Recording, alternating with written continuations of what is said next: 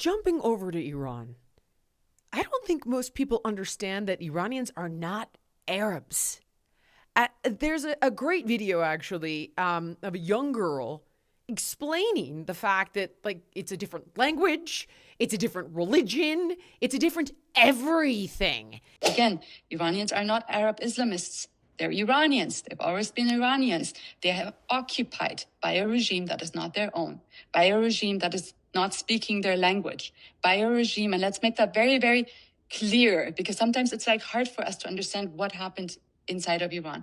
The Islamist Ayatollahs came to our country, and the first thing that they did, they took our flag, our flag, the Iranian flag, has a lion and a sun on it, and it's like green, red, and white. And they started to write on it with Arabic writing, which is not Persian. It's not our language on there. They took out our symbol of the lion and the sun and replaced it with an Allahu Akbar Islamic symbol in the middle. Just imagine Islam is taking over Washington, taking the American flag, taking our flag, keeping the colors in there and putting an Islamist symbol on it and an Arabic writing on it. Would you think that's our flag? Would you think, oh, this is the government of America now? You would be like, this is an Arab Islamist jihadist occupation. They took down our flag.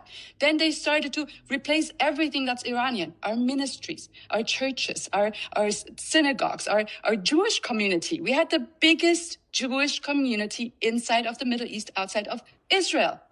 They wiped them out. They wiped out our Christians, our Zoroastrians. They forced people to convert to Islam. They changed our language in our schools. They started teaching Arabic.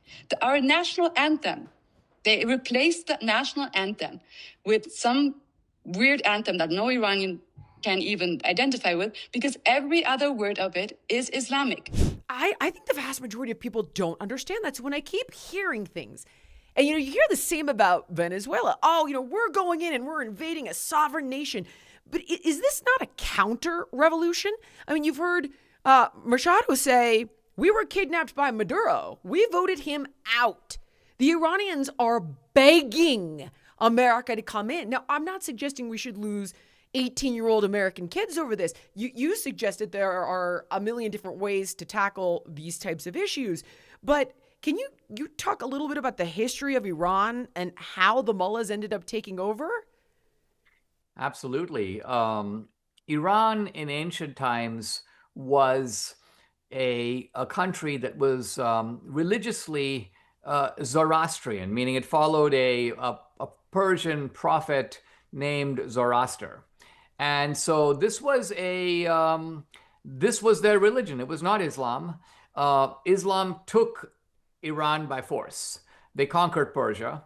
And they converted, usually by the sword, the Zoroastrians into Sunni Muslims, because it was a Sunni Muslim empire that overran Iran. Now, some of the Zoroastrians fled. In fact, they came to my native country of India. There's a small community in India now of Zoroastrians. And who are they? They're Iranians who fled going back to the 7th century when the Islamic armies showed up. Now, over the centuries, Iran went from being, oddly enough, a Sunni Muslim country to being a Shia Muslim country because another Islamic empire overran them again and converted them within Islam, basically sort of like from Protestant to Catholic, meaning converted them from being Sunni to being Shia, which is what they are today.